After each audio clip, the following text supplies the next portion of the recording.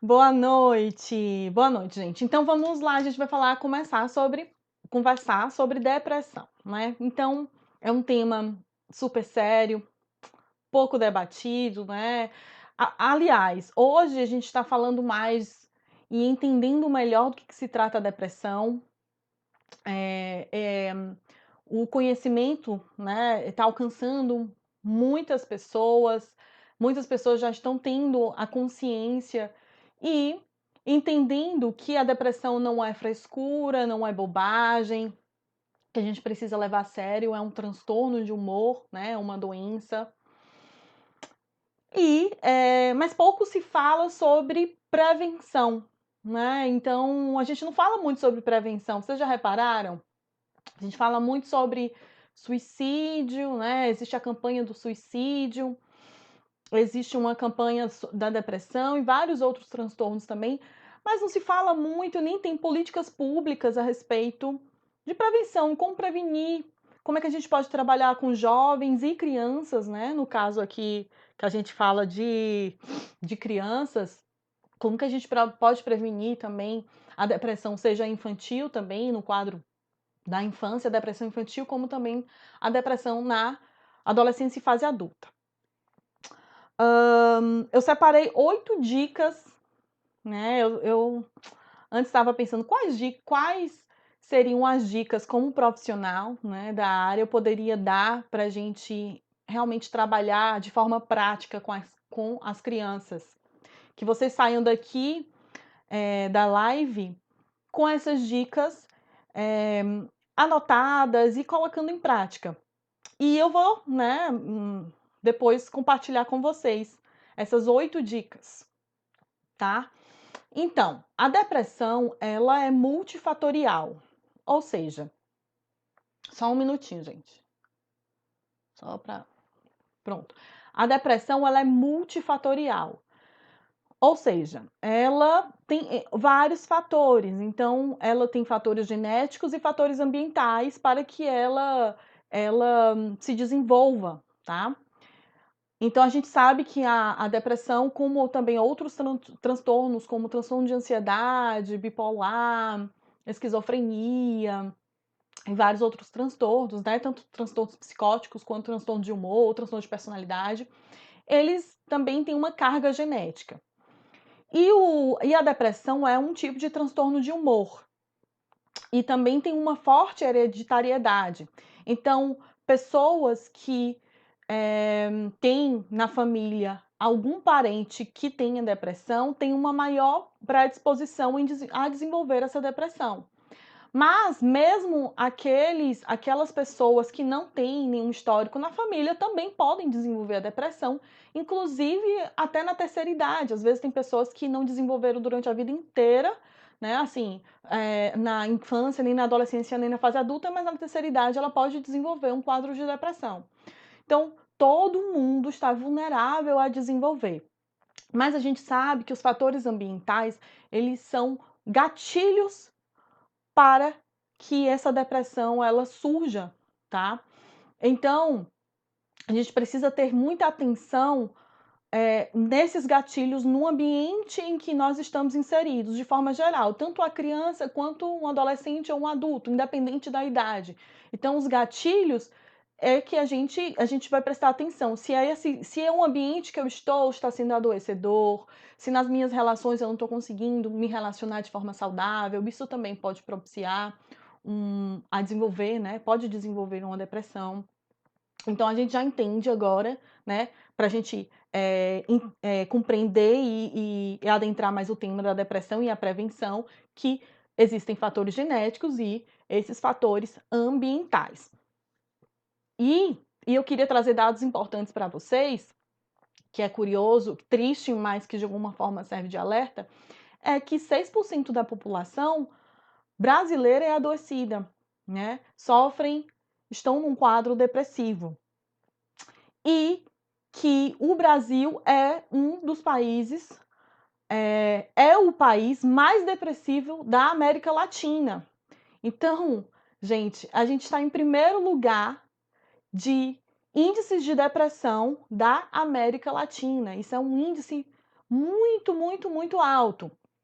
A gente entende também, né, é claro, a gente tem que ter essa compreensão que, a questão econômica, né, influencia nessa instabilidade econômica, o desemprego, todas essas questões também sociais, políticas, tudo isso também influencia na estabilidade emocional das pessoas. Então as pessoas elas andam muito mais preocupadas, elas andam muito mais estressadas. Então isso também influencia, pode ser também um gatilho para a depressão também no nosso Brasil, tá? Mas a gente não descarta que também existem os fatores da criação, ou seja, da educação dessa criança. Muitas famílias, né, elas direcionaram a educação bem tradicional, aquela educação rígida, onde não existia tanta flexibilidade, que inclusive a profissão também era aquela profissão mais formal, onde a pessoa teria o seu diploma e iria exercer uma profissão formal.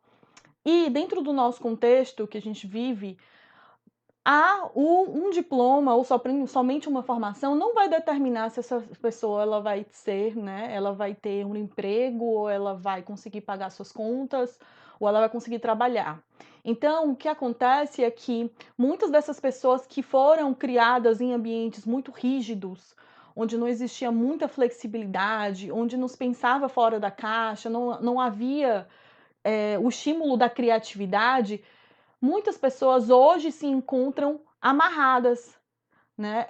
Geram desespero porque não conseguem encontrar saídas, não conseguem encontrar outros caminhos, porque normalmente, geralmente, foram pessoas que tiveram no seio familiar, né, no âmbito familiar, uma educação muito rígida ou pautada apenas naquilo, não exercia e não explorava a flexibilidade cognitiva, a busca de outros caminhos, a resoluções de problemas. Então, isso também serve de alerta para os pais hoje, né, que vão ser que já são pais dessa nova geração e que daqui futuramente vão ser adultos. Provavelmente esses adultos, eles serão muito mais dinâmicos, né, menos rígidos, porque hoje os pais eles estão mais antenados, eles estão mais conscientes da forma de direcionar, eles estão propiciando, né, com os filhos a noção da importância de entender as próprias emoções, de lidar com as próprias emoções. Então, tudo isso, de certa forma, favorecem, né, esse preparo dos pais não vai favorecer de alguma maneira para que eles sejam adultos mais flexíveis.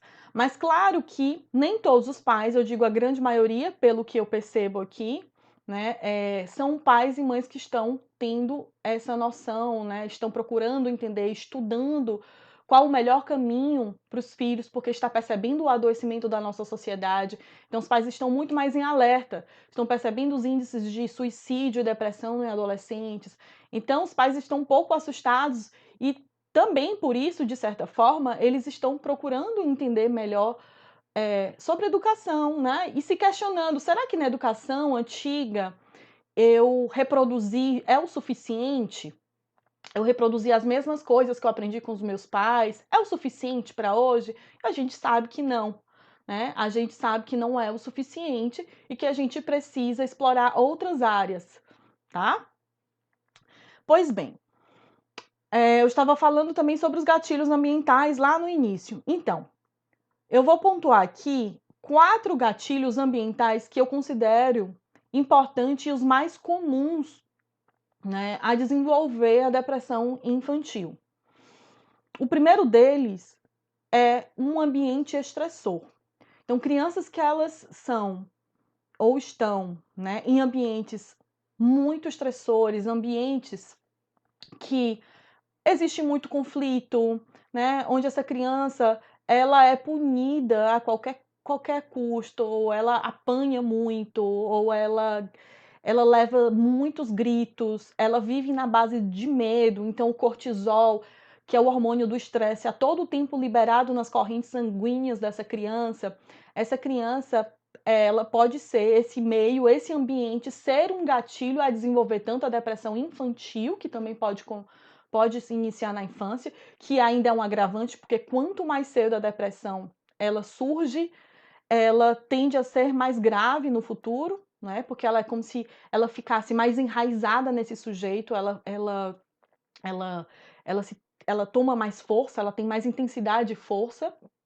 Então, os ambientes em que a criança ela está a todo tempo, né, já em um ambiente de tensão, em um ambiente de medo, em um ambiente em que ela está em constante ansiedade, ela está ansiosa a todo momento, o que vai acontecer com ela, o que vai acontecer depois, isso também pode ser um ambiente,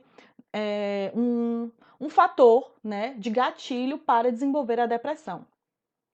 Um outro fator que é muito forte também para a depressão infantil é o abuso sexual. Crianças que sofrem ou sofreram abuso sexual, elas têm uma maior probabilidade de desenvolver depressão. Então, são dados realmente muito fortes, né, o abuso infantil com relação à depressão, não só a depressão, também como outros transtornos, mas a depressão, ela é um fator, ela pode ser, sim, né, vir em decorrência de algum abuso infantil, tá? Outra coisa que às vezes as pessoas elas não valorizam, mas que pode também ser um gatilho para a depressão, é o abandono afetivo. O abandono afetivo, às vezes as pessoas só fazem a relação de um abandono de um pai, que às vezes não é participativo, né? Às vezes foi um pai somente biológico, que a gente não sabe nem por onde anda, e que essa criança é criada apenas pela mãe ou pelos avós. Se, né, essa criança ela não tiver o afeto, né, ela não tiver uma presença de pessoas, de adultos que passem essa segurança para ela, ela pode desenvolver crenças limitantes como desamor, desvalor. E quando essas crenças de desamor e desvalor, elas são bastante enraizadas nessa criança, é como se ela tivesse todo o tempo pensando que ela não é amada, que ela não é valorizada, que ninguém quer estar com ela ou ficar com ela.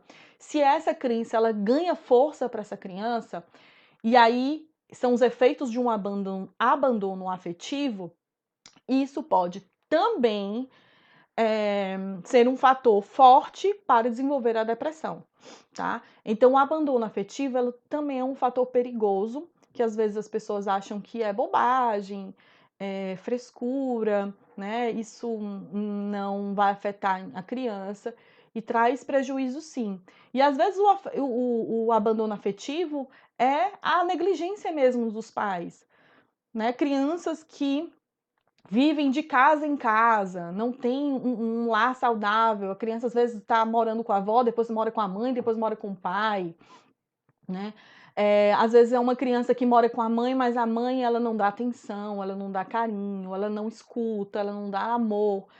Então, isso também é considerado um abandono afetivo, por mais que essa criança esteja nesse ambiente físico, né? Às vezes contato no mesmo ambiente com essa família, mas ela não recebe o carinho, o afeto, que é fundamental para o desenvolvimento dela, e eu vou já adentrar esse tema também, que é um ponto importante, a relação do carinho e do afeto, né, nessa proteção do próprio cérebro para não desenvolver a depressão, certo? E um outro ponto que eu anotei para não esquecer para vocês aqui pontuar, é que o bullying também pode ser um gatilho para a depressão. O bullying é um tema também muito sério e que precisa ser abordado muito pelas escolas, né? Hoje, muitas escolas têm a consciência de abordar sobre esse tema, mas algumas, mesmo tendo essa consciência, não exploram tanto, porque é importante explorar desde pequeno, Geralmente, né, as escolas se preocupam mais em abordar o tema de bullying lá na adolescência, onde os jovens, né, estão no ensino médio, e aí eles se preocupam mais assim, se preocupam mais em abordar esse tema. Mas o tema do bullying, ele deve sim ser abordado desde pequeno, né, com relação ao respeito, aos combinados. Então, a gente pode abordar o bullying desde crianças pequenas, com 5, 6 anos, e que o bullying também acontece. E o bullying também é um fator adoecedor para muitas crianças e muitos jovens.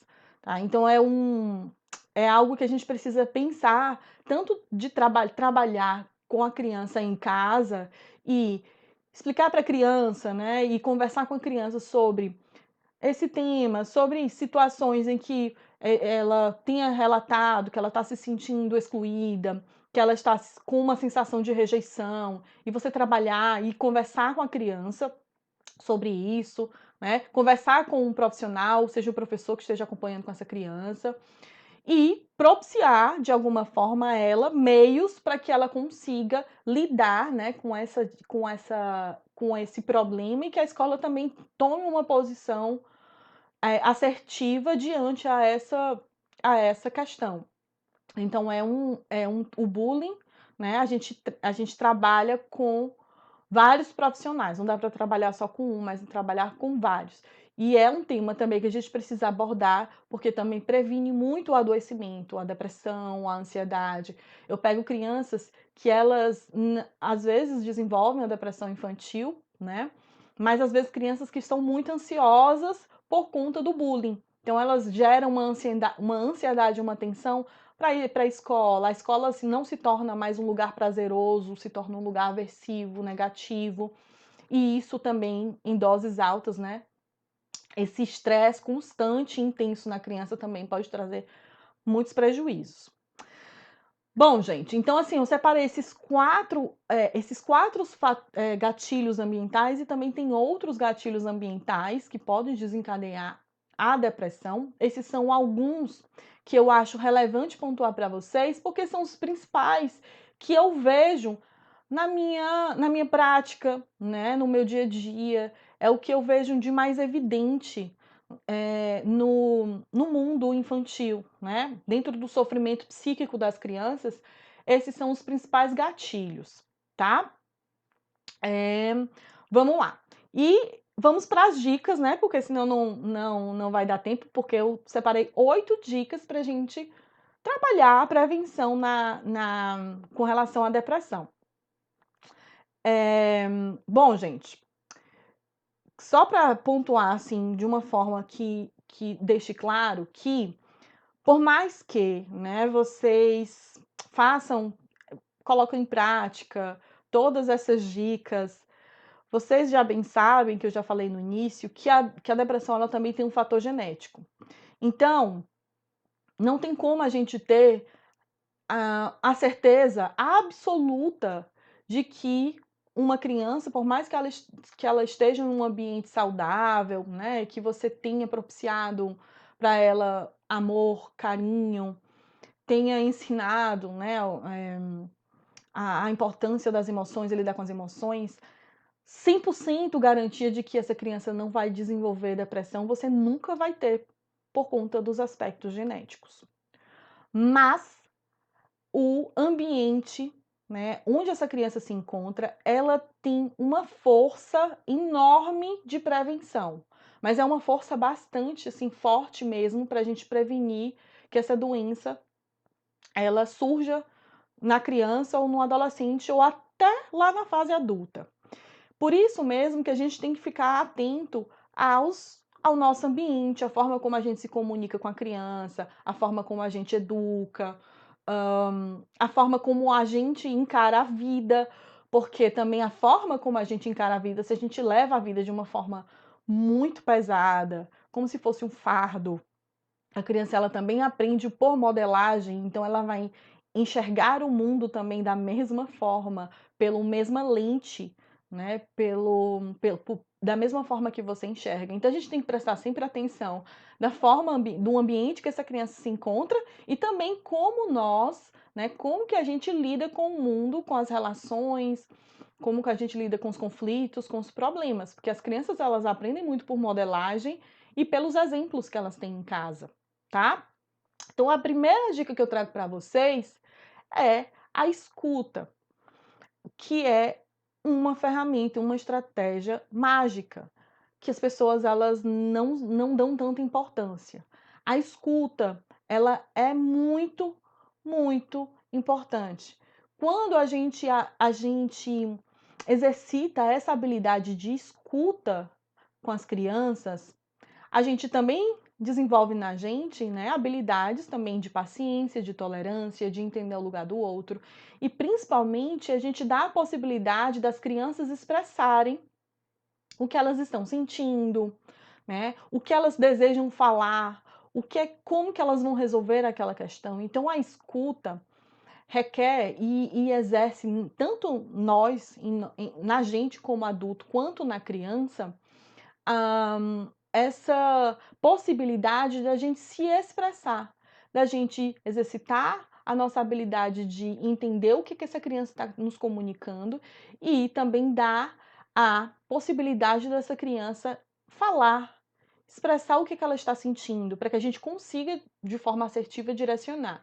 Então, a escuta, ela é muito importante. Se você tem dificuldade de escutar o que o seu filho está querendo falar, se você interrompe o que o seu filho está falando na hora que ele estiver explicando, exercite a escuta com ele.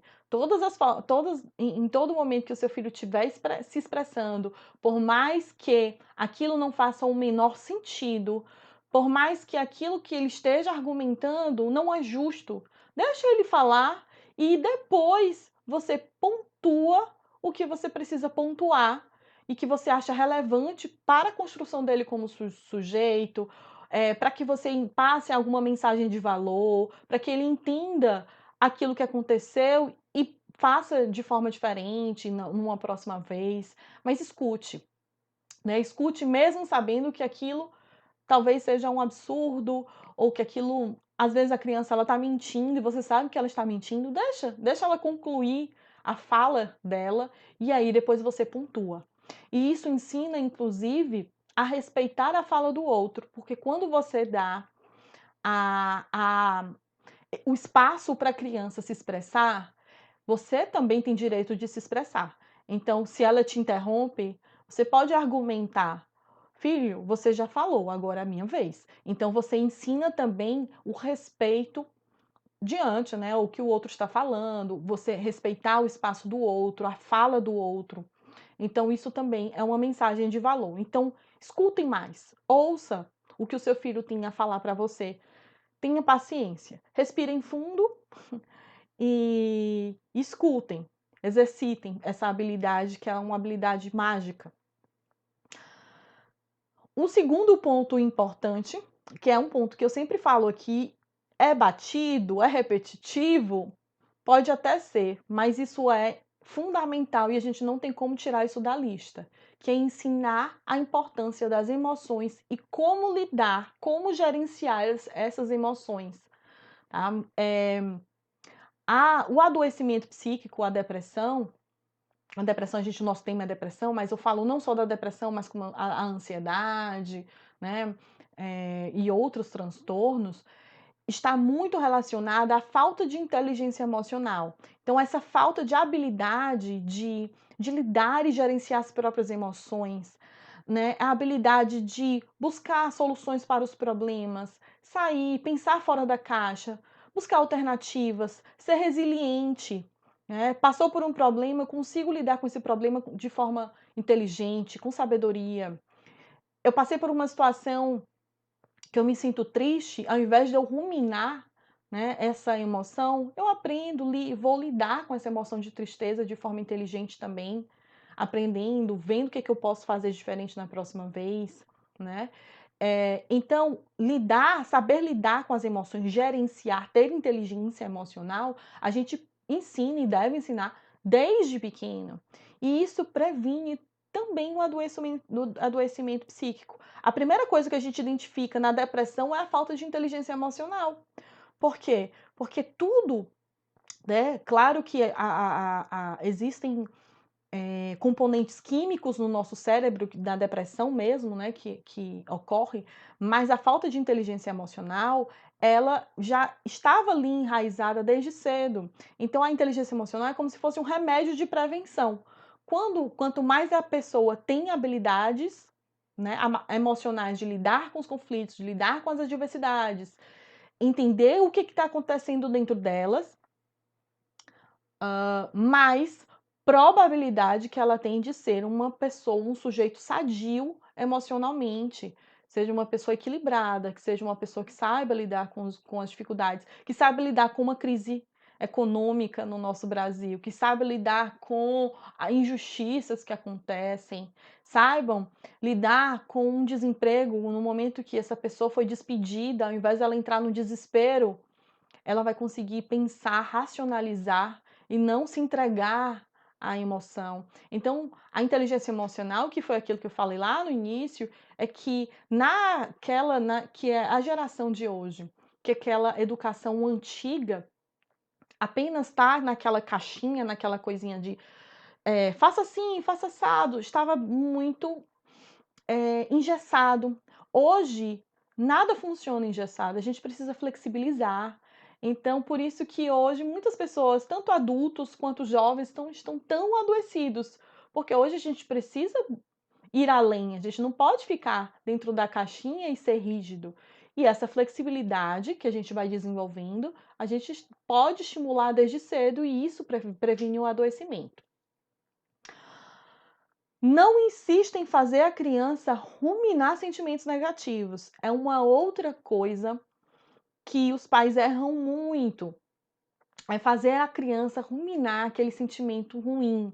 De, por exemplo, fazer com que a criança você fique relembrando o que a criança fez de ruim, ou que a criança, né? O erro da criança. Então, aquela coisa dos pais estarem todo momento solicitando para que essa criança, né, ela fique todo o tempo ruminando aquele sentimento negativo. A gente ensina para a criança que ela precisa ruminar quando ela estiver adulta, adolescente, e que ela não foque em soluções de problemas, mas que ela foque no sentimento de tristeza, no sentimento de raiva, no sentimento de frustração. E inteligência emocional não é a gente ficar, né, todo o tempo ruminando emoções, e a gente pegar essa emoção e, de alguma forma, transformar essa emoção como algo potente para a nossa vida, algo que favoreça para o nosso desenvolvimento, não que limite, né, que faça com que a gente fique bloqueado, que a gente não consiga buscar alternativas, que é o que acontece com a tristeza. Então, a tristeza, que é a emoção muito, que é a emoção que a gente mais observa em um paciente depressivo, a tristeza ela domina muito, é uma emoção que permeia muito a depressão. As pessoas com depressão, elas ruminam muito os problemas, e elas se sentem tristes, e elas se afundam muito nessa emoção. Então, uma pessoa que tem inteligência emocional, ela ela processa essa tristeza, ela vai sentir tristeza, porque a tristeza ela é importante, inclusive, a gente entende que é uma emoção básica de sobrevivência, e ela vai surgir em qualquer momento, todo mundo vai sentir. Eu, como profissional, eu fico triste às vezes, né? Qualquer pessoa vai sentir tristeza alguma vez na vida, mas a gente entende que a tristeza ela tem um papel de reflexão, de mudança de postura, e nessa mudança de postura, a gente faz algo diferente, a gente aprende com isso. Uma pessoa que tem depressão, ou uma pessoa que nem tem depressão, mas que não tem inteligência emocional, ela toma aquela emoção da tristeza e ela rumina e ela não sai do lugar, porque ela só fica naquela sensação e naquele sentimento, naquele sentimento de angústia, naquele mal-estar, e não sai. Tá? Então, é isso que a gente precisa ensinar para as crianças a lidar com a emoção da tristeza, da raiva, da frustração, do medo, né? Do nojo. Então, todas essas emoções, elas são importantes, mas elas precisam ser trabalhadas. Então, não insista que o seu filho fique ruminando emoções negativas de: "Tá vendo? Você lembra que você fez aquilo? Eu fiquei muito triste com o que você fez. Pense no que você fez, pense no que você fez naquela semana passada que a mamãe ficou muito chateada. Você lembra que você fez aquilo com um amiguinho, o amiguinho chorou, isso não é uma coisa que a gente faz". Então, não faça as crianças estarem ruminando coisas que não vão ajudar, não é funcional, tá?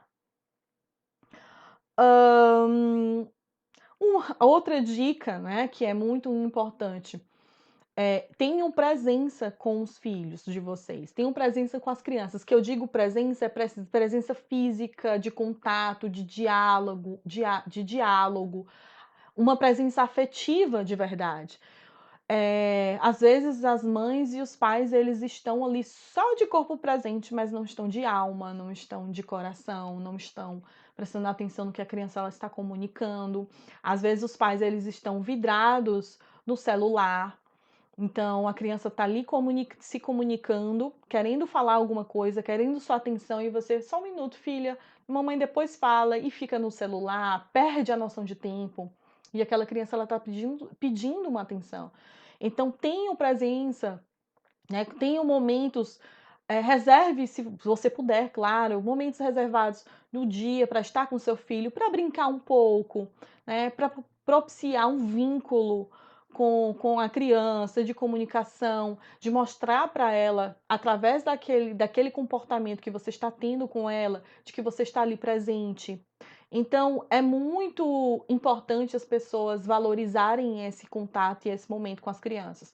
Eu sei que a realidade de muitas pessoas, de muitos pais, é que o dia é corrido, né, que às vezes chega no final do dia cansado, que é mais a cama do que qualquer outra coisa. Mas, às vezes, o contato é contar uma história antes de dormir, é dar um beijinho, dar um abraço, é nos finais de semana estar junto, propiciar às vezes passeios em família. Então esse contato, né, esse contato real, não é um contato de vou passear e fica no celular, não, é um contato realmente de você estar presente com seu filho, isso é muito valoroso e ajuda também na prevenção da depressão, tá? Um outro ponto é ajudar a criança a se sentir importante, é desenvolver na criança o senso de autonomia, de responsabilidade, de independência, para que ela se sinta útil, para que ela se sinta capaz. Isso trabalha a autoestima e a autoestima também fortalece. Então, pessoas que também que desenvolveram depressão, que têm depressão, é muito forte a falta de autoestima. Então são pessoas que geralmente elas não reconhecem os seus pontos fortes, né, as qualidades, elas não reconhecem. E quando alguém fala aquilo não soa como verdadeiro para elas, porque elas não têm muito isso forte dentro delas. Então é importante a gente também estimular, né, valorizar o que a criança tem, as qualidades que ela tem, reconhecer as qualidades dela, incentivá-las, né, aos desafios, inclusive, pequenos desafios que às vezes a gente menospreza. Quando uma criança ela consegue manusear algum objeto, alguma coisa que para ela é difícil às vezes manusear, às vezes levar aquele objeto para um outro lugar, para ela é um desafio. Para a gente é uma bobagem, a gente, né, fazer um manuseio ou levar um objeto de uma ponta para outra, mas para a criança, isso é um passo enorme, né, é um desafio para ela, é quase uma aventura. Então você propiciar também esses momentos que a criança ela se desafie a explorar o meio, o ambiente, isso também ajuda na autoestima, tá. A outra dica que é a sexta dica, né, que eu tenho para vocês, é propiciar momentos felizes. Isso parece um pouco óbvio, né, gente, essa dica. Propiciar momentos felizes. Ah, Carol, isso é tão óbvio.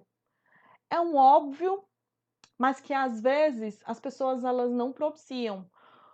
Porque o que que acontece às vezes? Os pais preparam, né, um momento super especial para a criança, e as crianças quando elas estão felizes, elas elas falam, elas demonstram a felicidade de uma outra forma. Então, às vezes, elas dão gargalhadas, não é? Elas pulam mais, elas mexem mais o corpo.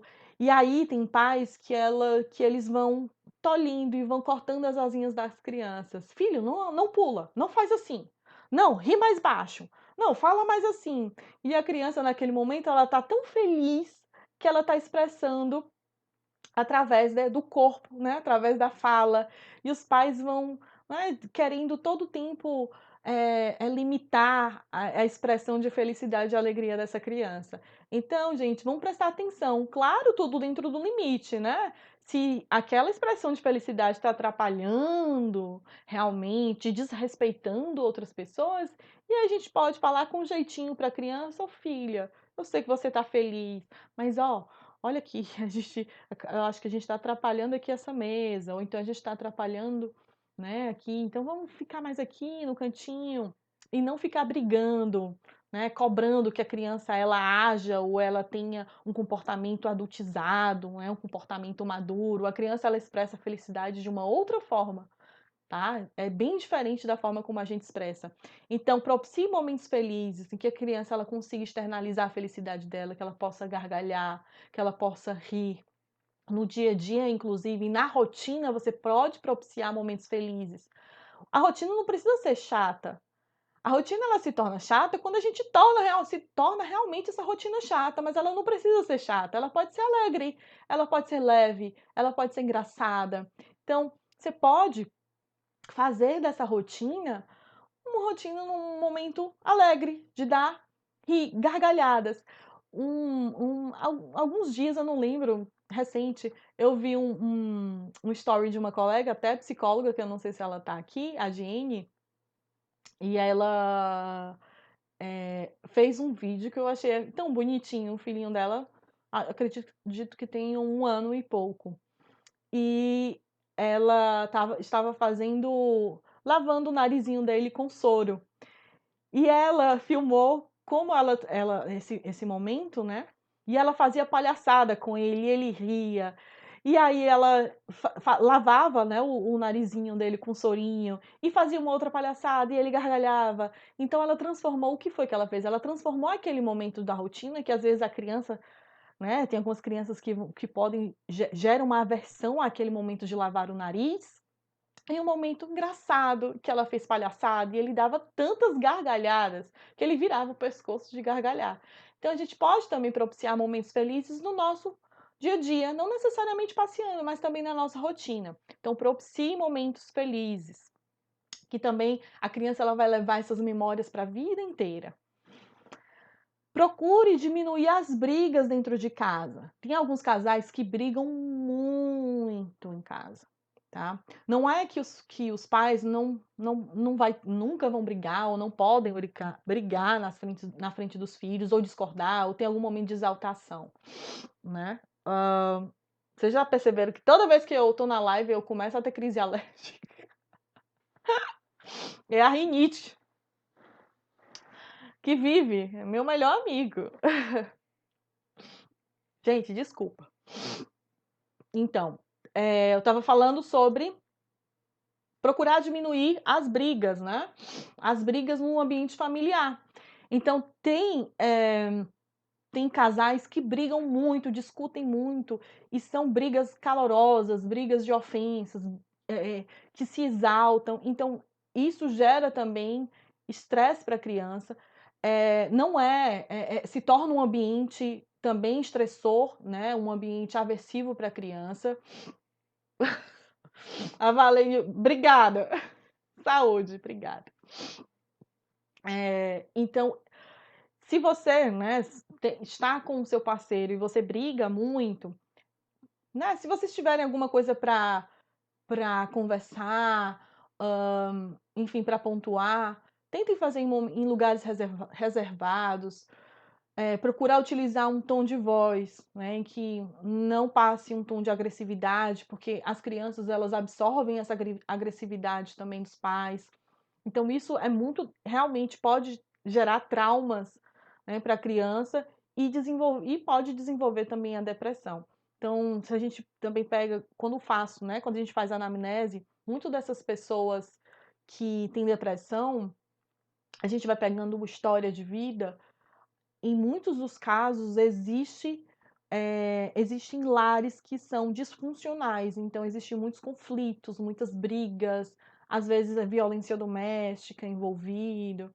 Então a gente precisa prestar atenção da forma como a gente, né, quer defender o nosso ponto de vista ou quer pontuar alguma coisa com o nosso parceiro, ter um controle maior, né, para proteger e cuidar da criança, né, que é um ser ali que não é um sujeito, um ser que não tem culpa e que a gente precisa ter um cuidado também nessa forma de se comunicar, tá? Então essa é a nossa 7ª dica. E a última, a nossa última dica é o contato mais com a natureza e menos tecnologia. Gente, o contato com a natureza ele propicia para a criança, né, além do senso, né, de desenvolver a motricidade, a habilidade motora, mas quando a gente tem, né, um contato com a natureza, seja o que for, às vezes é um parquinho, às vezes é uma praia, né, às vezes é para uma fazenda, contato com os bichos, contato com a natureza em si, propicia para a criança, né, um senso de liberdade, dela conseguir mexer com o corpo, dela extravasar a energia, então ela extravasa toda a energia naquele ambiente. Então, quando a criança ela tem a possibilidade de extravasar, principalmente tendo um contato com a natureza, né, isso de alguma forma diminui o nível de estresse da criança.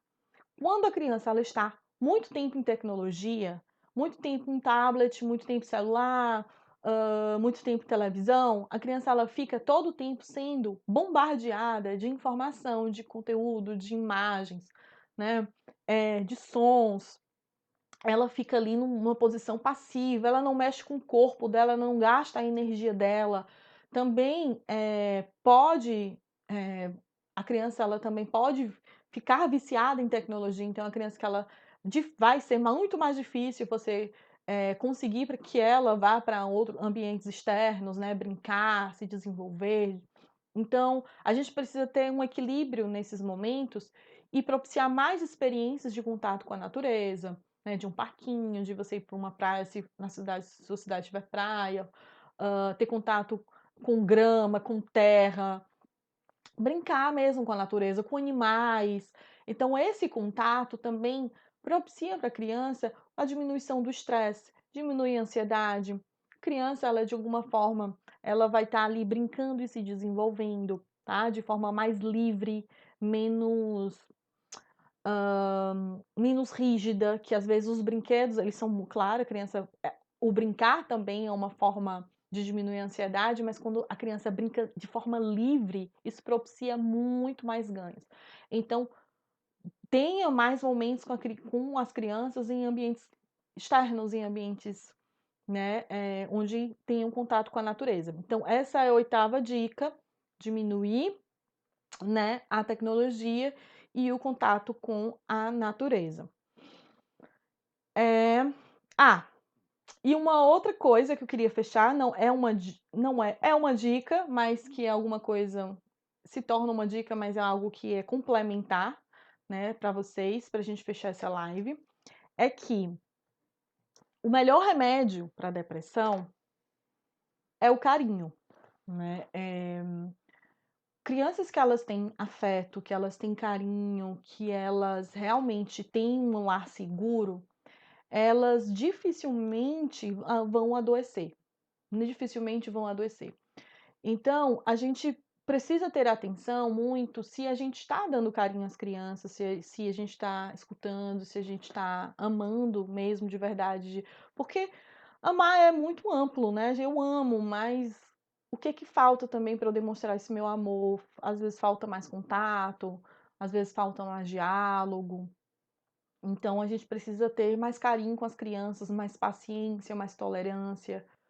O mundo anda tão agitado, né? As pessoas andam tão intolerantes e a gente precisa passar uma outra mensagem para as crianças de respeito, de carinho, de amor. Então, eu acredito que essas dicas vocês vão poder colocar em prática, claro, mas eu quero que vocês saiam aqui com a principal, acho que com essa dica que eu digo que é somente um complemento aqui, que é algo que é o mais importante que eu considero, que é o carinho. Se você está dando carinho e amor para o seu filho, um lar seguro, um lar seguro eu não digo que é um lar que você está morando em um palácio em que você tem a segurança de que nada vai acontecer, mas um seguro da criança se sentir ali, quando ela está com você, ela se sente segura. Se você dá isso para o seu filho, você está dando o que é mais importante, né?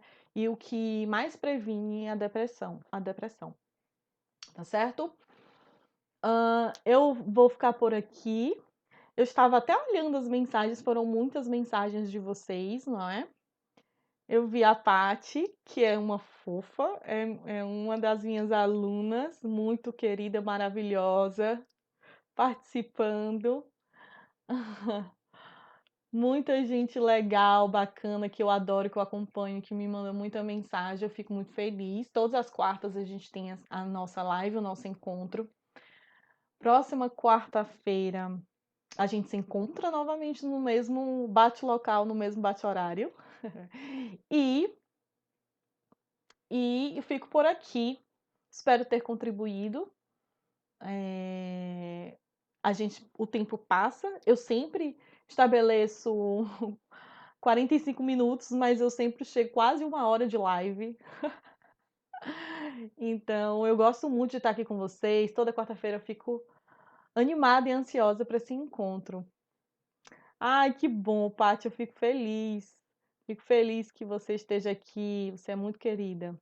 Eu tenho alunos maravilhosos. Eu tenho seguidores maravilhosos, maravilhosos. Eu tenho alunas maravilhosas.